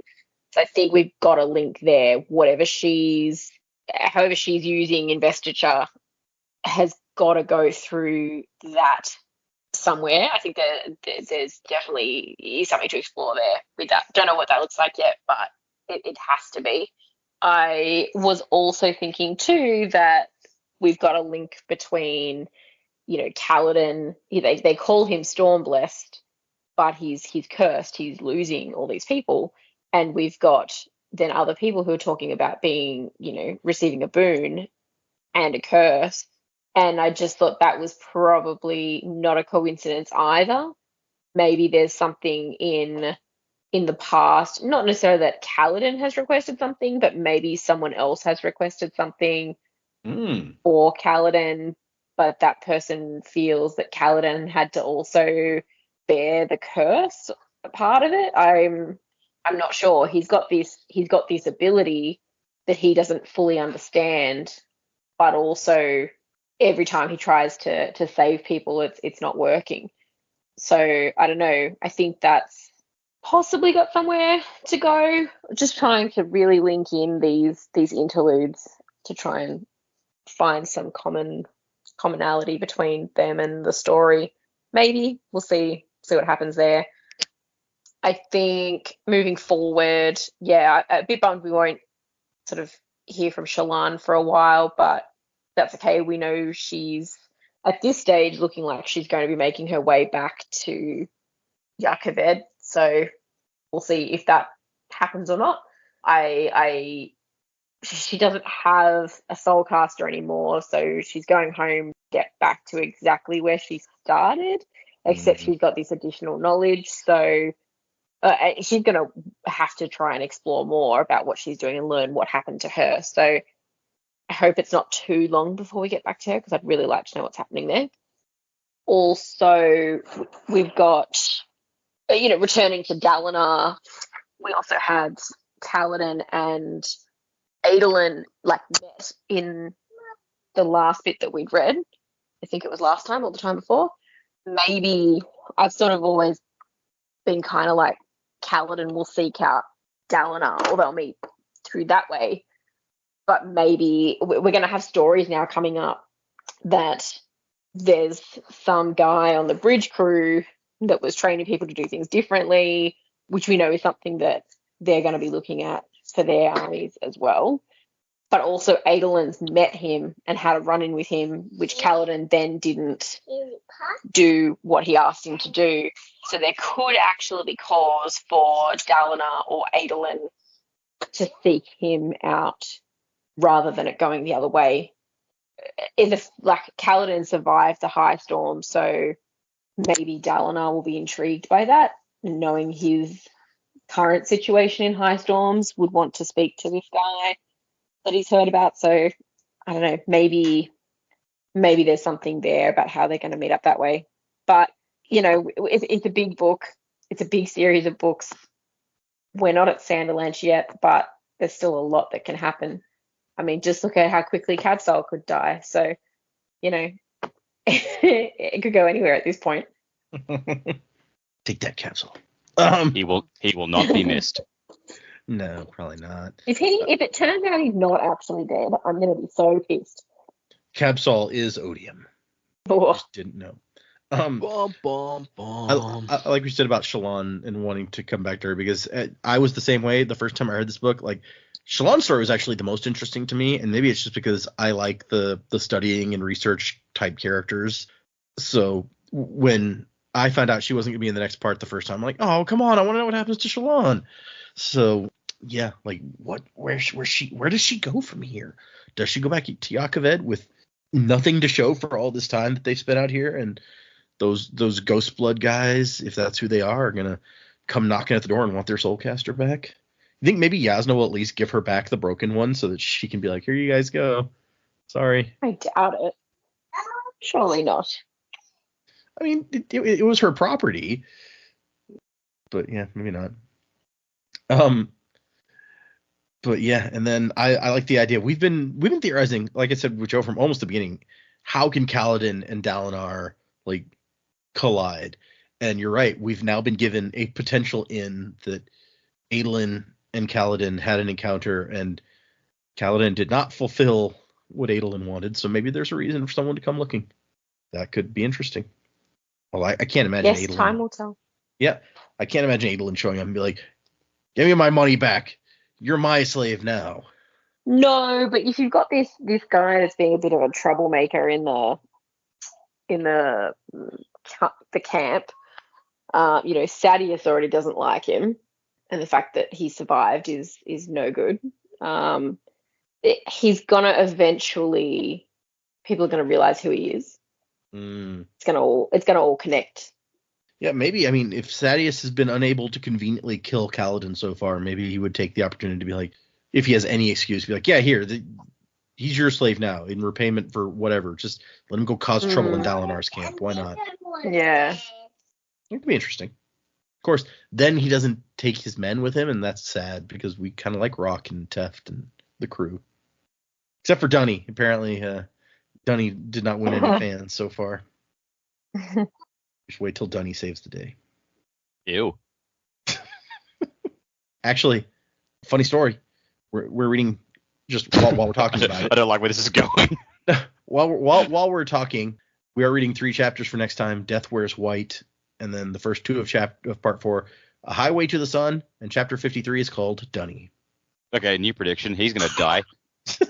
I was gonna say, yeah, it doesn't look good for Dunny. Poor Dunny. It's like, no, you got a chapter named after you. You're doomed. Sorry, man. Yep. But sorry, He's getting clogged.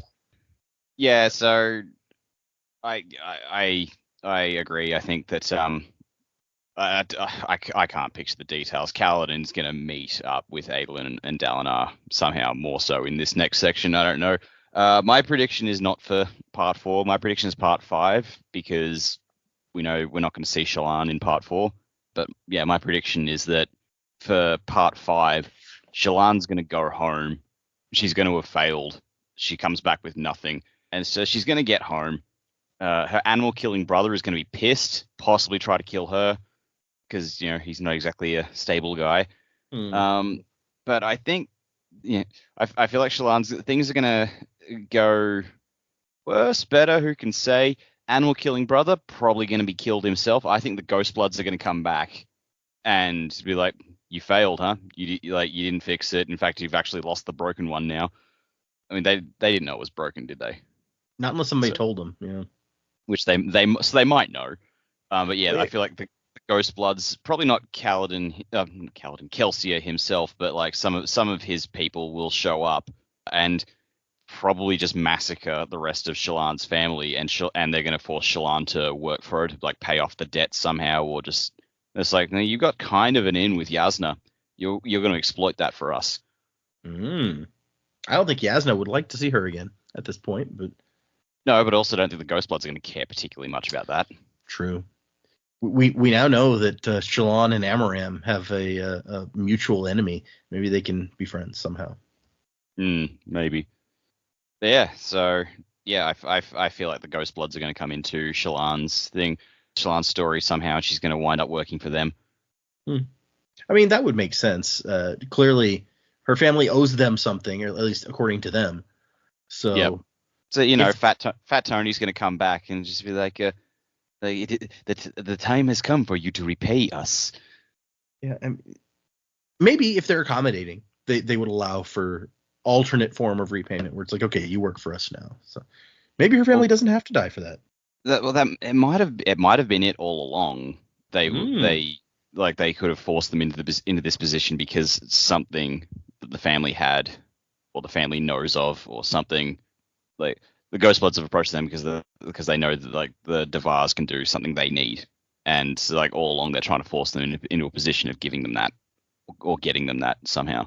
And if the Ghostbloods are really like the mafia on Roshar, then they're pretty different from the Ghostbloods that we met on on Scadrial.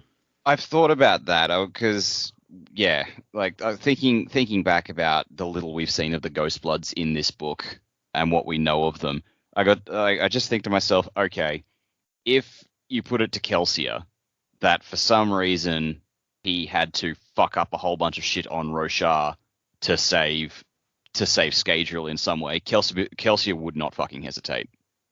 Yeah. It's like if in some way burning down Roshar involved saving Scadrial, Kelsier would automatically be going for the matches. Like he would not. Right. It doesn't even matter if it's true. As long as he believes that it's true, he 100% will do anything to save his planet, and if it means torching another. So, yeah. Yeah, Kelsier might be a scary guy from that perspective.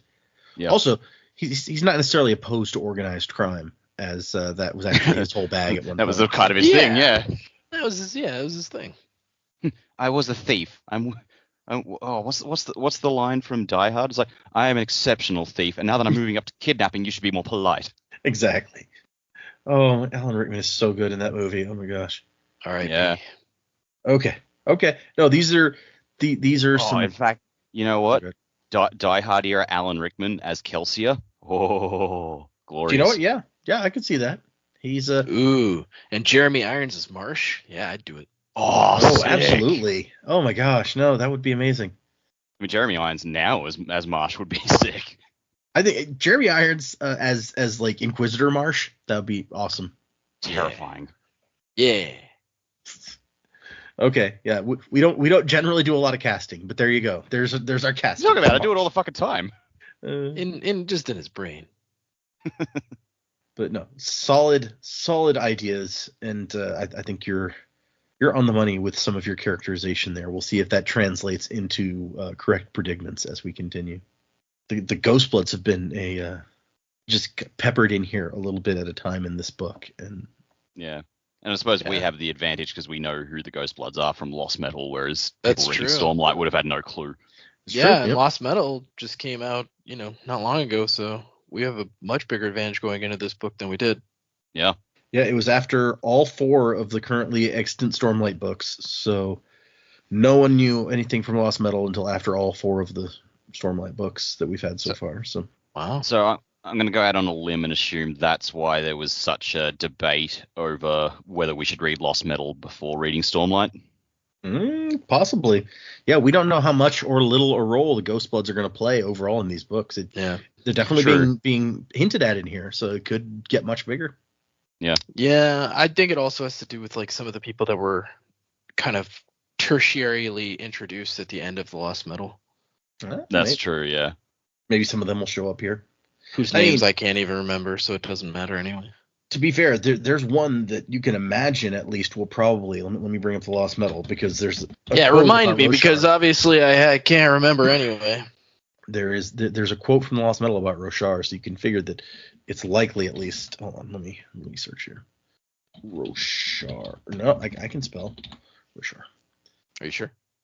Okay, here we go. So there's after Kelsier's last meeting with Marisai, where she turns him down, his recruitment pitch down. A Southern Scadrian guy wearing a mask, because that's what the Southern Scadrians wear, right? Comes out of the shadows behind him, and Twin Soul, the guy who can use like the Aether thing, crystal golem power. Yeah, golem power. Cool guy. We'll just call him cool guy.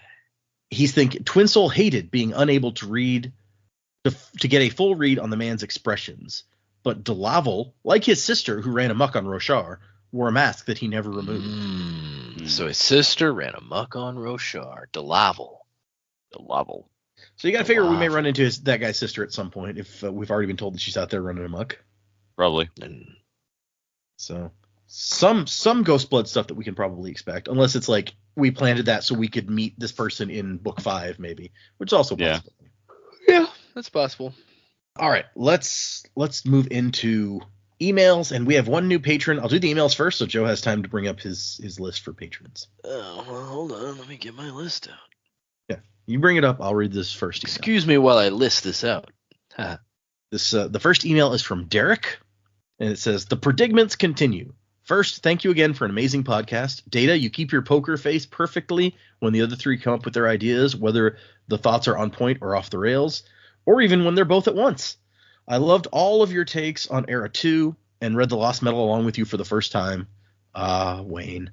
Nice. Just got through your Warbreaker coverage, and Dak, after hearing your big theory on episode 154, that was so breathtaking. You've probably got the third heightening. I doubt Dak remembers the big theory from 154. So no, what book was that? Was that Warbreaker? Was that the Way of King? Okay. All right, gonna have to go back and listen. What did I say? Yeah, something amazing apparently. Listeners, you need to realize we make predictions every week. We cannot keep track of everything we've said. No, I can barely thread one week to the next. I've been having a real problem lately. Yeah, I've had people suggest that I keep track, like spreadsheet your predicments out and see what we can. That seems like a whole lot of work for you that you don't need. Yeah, we talked about doing that back in like OT Mistborn. I shudder to think how big that'd be getting now. Right. Well, and my keyboard's too close to this microphone. You guys can usually hear what I'm typing. If I was typing half the episode, it would really be obnoxious. Yeah. Yeah. Well, I mean, you edit it. You could just listen then. That's true. I could make the notes then. That's a good point. Joe, I've noticed at least 2 metals that you're not using for the misting crew. And I know they're not useful by themselves, but we can't forget the gnats. So Derek is suggesting you give somebody aluminum or duralumin gnat powers, which I feel like people wouldn't enjoy that. We're trying to reward these people. Yeah, I'm trying to reward them. I don't want to give them something that they have to be in tandem with somebody else to use. That seems not nice. Jamie? It's like, thanks for your great review. You're aluminum. Jamie, and in parentheses, I remembered the second E this time. You've got some interesting thoughts on Nightblood as of episode 157, and I loved your thoughts on Stormlight before going into it. One last thing for Data. There's so many things I'm looking forward to seeing the others catch in Stormlight. The World Hoppers at the Pure Lake, which we already saw. Then spoiler thing. Plus, I'm sure there's all new cymatic volcano theories because of the cymatics thing. I don't think we really paid all that much attention to the cymatics demonstration. Almost caught up. Nah. Just half a year to go. The only downside is having to wait for Mondays when I get through. Still worth it. Keep up the great work. Life before death. Wasn't to the time of next. Colo. From Derek. P.S. Fash. Thank you, Derek. I'm also looking forward to some of those spoiler things that I couldn't say when they get there. We'll see. We'll see what kind of theories they have, if they can spot certain things. We have one other email. This one's a very short one. It's from Fado, which it says, best fruit. Throwing my hat in the ring for strawberries being the best fruit. Maybe not in large quantity, and others have more utility, but you give me one bite, strawberry all the way. It looks the part, tastes the part, and vibes the part 100%. Cheers from the Discord, Fado. As long as you're not using strawberry jam for an antidote to cover up some crazy poison, then I agree. Yeah, strawberries are good. It was fate that the episode where we did the strawberry chapter, that email came in. Yeah, technically not a fruit, I found out. It's fine. There's lots of things that technically aren't other things that you think they are that thing. Yeah, bananas are berries. Is it? Yeah, peanuts are legumes. Good times. Yes. Delicious legumes. But now I want some strawberries. I'm gonna have to check the fridge after this. But those are our emails. I bought, so we could put in the kids' lunches, a big box of strawberries and pineapple. So we may still have some left. But yes, those are our emails. Thank you. If anyone would like to send us an email, the address is thesanderlanche@gmail.com. Now we have one new patron. Let me move over there. At the ska level, our new patron is Spencer. Spencer, thanks, man. You know what, Spencer? You are a wind whisper. You store senses. Nah, I think I did that one last time, but that's okay. You could be a wind whisper too. Yeah, there you go, Spencer. Enjoy. Store them senses. That's the one that I theorize. Like they figured out a way to store pain as one of the senses when somebody told us in one of was it Wax's sister who was like, yeah, you can't torture me. We figured out how to like not feel pain. So I think that one could makes be useful, sense if I'm right. Yeah, that would make sense. At the same time, like, how do you store pain? You inflict pain on yourself and then store it while you're doing that, I guess. I mean, if pain is being inflicted on you, you store it. Yeah, and then like, you've got a metal mine full of pain. You just throw that away. Yeah, I was about to say, I guess you would just throw it away because who would want it? Yeah, imagine being like a what do you call it? A compounder of that, where you have tin for both your metals, and you store up some pain, and then you can burn it to get super pain. No thanks. Super pain from Final Fantasy X too. Is that what you're talking about? Exactly. So you got Pain, Riku, Yuna, Dream Team. Yeah, they're all right, I guess. But yes, that was our new patron. We don't have any reviews, so that pretty much does it for us today. I already mentioned the email.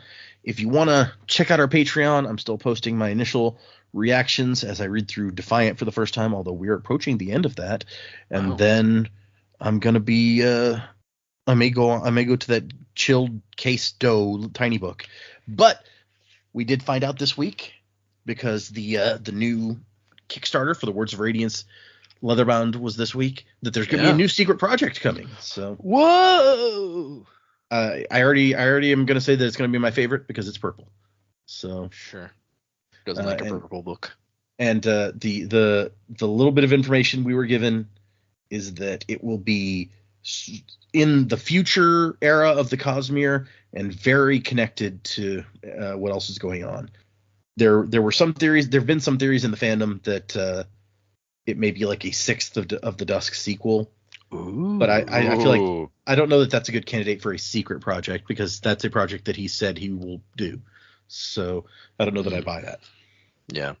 But anyway, so a lot of fun stuff in the Words of Radiance Kickstarter. He announced that he's going to put out Dragonsteel Prime, which for anyone not familiar with that, he in the Way of Kings Leatherbound Kickstarter, he did The Way of Kings Prime, which was like his first draft or attempt at writing the first Stormlight book. And I've read it now.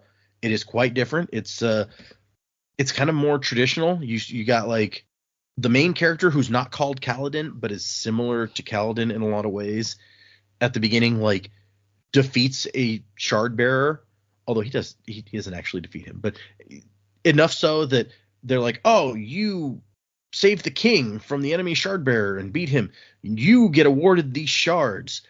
And it's a more like what you would expect from that kind of story, where it's like, oh, this guy gets the shards and becomes super important, and he has to learn to function in the society and how to, become a noble person and a warrior and all that stuff. So very different from what we just saw, where Kaladin beats the shard bearer and is like, nah, I don't want that shit. But many of the same characters, even if some of them have different names. Like Dalinar's in there, Yasna is in there, Shallan is in there, although Shallan's like already Yasna's ward, and there's lots of interesting stuff in that book. But it's just it was his first shot, and you can tell it's not as well thought through as the eventual published one is. Dragonsteel Prime is, if I recall correctly, it is the book that he wrote as his master's thesis when he got his English degree. And so it is kind of Hoid's origin story-ish. What? Although it's not, once again, a lot has changed. It's not canon anymore. A lot of the stuff, a lot of elements from that book have been taken out. Like, that's where the Shattered Plains started, was in that book. Oh. And he eventually took that idea and moved it into Stormlight. And there's several other ideas like that he's kind of cannibalized and moved to other places. So until this Kickstarter, the only way to read that book was there's a copy of it at Brigham Young University in their library that you can check out, because it was the thesis that he wrote when he went to school there. The problem is that for most people, like, you have to go there to check it out, and the wait list is extremely long. It's like a 2-year wait list or something ridiculous. So not many people have read that, and it's coming out. He's gonna start publishing these things as what he calls Sanderson Curiosities. Like, these are books I wrote that were not good enough, but if you're interested, read them. And so we'll get to read, finally, the public will get to read Dragonsteel. And eventually he plans on writing Dragonsteel as either a trilogy or maybe a standalone. He's not sure at this point. Some number of books. Originally it was going to be like 5 books, but he said that he's moved so much around that there's not really enough there for 5 books anymore, so probably less. But it'll be kind of the origin story of Hoid, and potentially of the group of people who got together to kill God, essentially. So those are books that will come out at some point. I don't know how much, and like I said, not many people know how much of what we now know will be in that book was in this original one, but we'll find out after I back the Kickstarter at the level where I will get that, and I'm excited to read it. So it should still be open. It's not actually Kickstarter. I've been saying Kickstarter. It's on BackerKit only. He decided to kind of bypass Kickstarter for this one. And it was so popular that it crashed BackerKit for an hour when it was supposed to open. And it was we were sitting here refreshing furiously trying to get in and get our pledges. Yep. I got mine. I just did the secret project, but then I added Dragonsteel Prime. Obviously, I assume maybe we'll read it tertiarily, even if it's not canon, at some point when we run out of stuff to read. Yeah, we may, or it might even be. I haven't decided yet. I thought about doing The Way of Kings Prime as something I would read for the Patreon when I ran out of other stuff. Yeah. But then I went on this 2-week cruise and I wanted to read something, and I read that. So that didn't happen. I don't know if but I was thinking that it might be interesting to let one or more of you guys, after I've read it and make sure that there's nothing too horribly spoilery in there, one of you guys could read it for the Patreon and record yourselves reacting if you wanted to, just to mix it up. So they're not always having to listen to me. But that's just one of the possibilities I'm kicking around about it now. I'll have to obviously I need to see if that's a good idea first. So yeah, that should still be up when this episode goes out, because it's going to be up for 24 days or so. So if you have not gone, and you're interested in some of this stuff, check out the Words of Radiance BackerKit campaign. And don't be afraid by like the levels. So for example, I was like, oh, well, I don't want to pay for the leather bounds, but there wasn't a platform there wasn't like a version of the pledge that you could pledge that was on the main page that said, Secret Project and Dragonsteel Prime, but once I clicked on just the Secret Project, it said, "Do you want to add Dragonsteel Prime for this much more?" And it I has said many yes. add-ons. Yeah, so like you can I kind of like the fact that you can kind of mix and match things a little bit on that backer kit thing. So when you see the big prices for the load bounce, you're like, well, I want this, but I don't want this. Like, kind of play around with it, because you may actually be able to get what you want, without having to get stuff you don't want. Yep. I got I did get the signed leatherbound. I started out with the numbered one, and then I decreased my pledge because that was just too much money to spend. So I just got a signed one. But also got some pins, and I'm thinking about adding one of the plushies that it had, which, Joe, if you haven't looked at, you shouldn't look at those very closely because there might be some spoilers in there. No, I tried to just look at stuff that I wanted, and I was like, okay, I'm going to move on to the rest of this. There's plushies of various Spren that are very cute, and I'm thinking about maybe getting one of those. But it's all like mock-ups now. You don't actually see a real example of one, and I don't want to get one until I know what they actually look like. So yeah, that's true. You don't want to thinking maybe be like, oh, this sucks. Maybe I'm thinking maybe they'll be at the con this year, and then I can just like actually hold one and see, like, do I want to? Because they're not cheap. They're like $40 for one of these little plushes. So that's not. I'm not going to go out and buy a bunch of those if I'm not sure they'll be cool. Yeah. But yeah, so check that out. I just put us down for the Secret Project because I figure between the exchange rate and shipping costs, that'll be expensive enough. Oh yeah, I would imagine. Yeah. So yes, we've all been that's been a fun thing happening this week. The Sanderson fandom has been all abuzz about that. So like I said, for next time we're doing 3 more chapters. That's Interlude 9 and then chapters 52 and 53. Maybe Dunny will die is what we've decided now. So putting that predicament out there right up front. This chapter. Dunny gets clogged. Oh no. Clogged? No. Oh, I get it. Thank you everyone for listening. Check out our Discord if you want. There's a link on our website, www.thesanderlanche.com. Find us on Instagram and X. And I already talked about the Patreon. I already talked about the email address. You guys know that. Can I do a quick plug? Yeah, sure. Go ahead. So guys, I'm in the middle of Final Fantasy. You guys know I'm Final Fantasy fans, right? Everybody out there. I'm in the middle of Final Fantasy VII Rebirth right now, and it's an amazing game. I'm having so much fun. But that being said, I am streaming it live on Twitch, and I also am releasing videos to my YouTube channel. The name on both is the same. It's called Joe Show Play, no spaces. So JOESHOWPLAY. If you guys have never seen me and you want to know what I look like, I am using a face cam, so you can see my ugly mug. I don't want to know. And yeah, you don't want to know. It's but yeah, I'm on Twitch. I'm on YouTube. I think if you go to YouTube, you have to put 8135 after Joe Show Play because I don't have a lot of followers or viewers. So like you have to put that extra number in, or it's really difficult to find my channel. And so, if you guys are interested in Final Fantasy VII Rebirth, or if you just want to hear me, or if you want to join me on Twitch live and chat with me, as long as you guys aren't, throwing spoiler stuff as for Sanderlanche stuff, that's Dunny dies. Spoiler. Yeah, I'd love to chat with you guys. Love to hang out. So you can come check it out. Rebirth is going to be like 100-hour plus game, so I'm going to be playing it for a long time. So even though this doesn't come out for a while, more than likely I'm still going to be on Twitch playing it. I play some different stuff on Twitch though, so like it's not going to be Rebirth forever if you're not into that. But come check it out. Yeah, I want to start playing that. It's a great game. It's probably the best game I've played in at least a decade. Wow, that's some high praise. Well, I can't watch you because I want to play the game and I don't want to. Don't watch. Yeah. You gotta experience it for yourself. Like, there's gonna be moments where you're like, I can't believe they did this. While we're on the topic, Jamie, Dak, anything you want to plug? Well, No.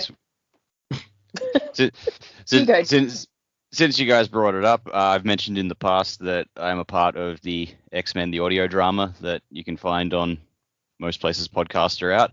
And I haven't really brought this up, but a while ago I approached the chap in charge, and because he manages a whole heap of podcasts under this banner. He does a Power Rangers one, there's a Batman one, and there's an original one he's doing. And I was like, you got a lot going on.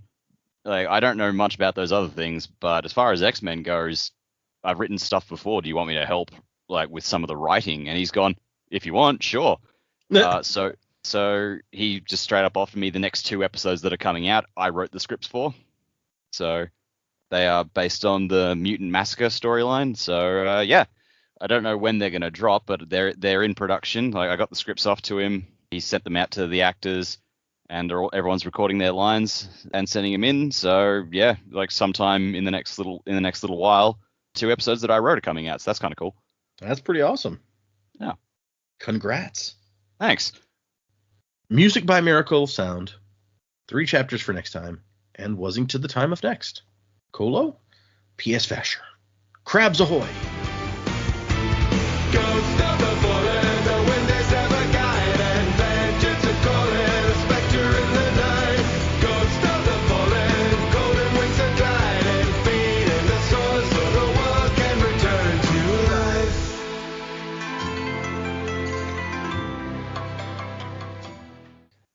You're bearing a lot of leads in your descriptions there. It didn't work out. There were relationships, They broke up, all of them. For various reasons. Yeah, for various reasons, exactly. Yeah. One might say Capsule and Shallan's relationship had soured somewhat.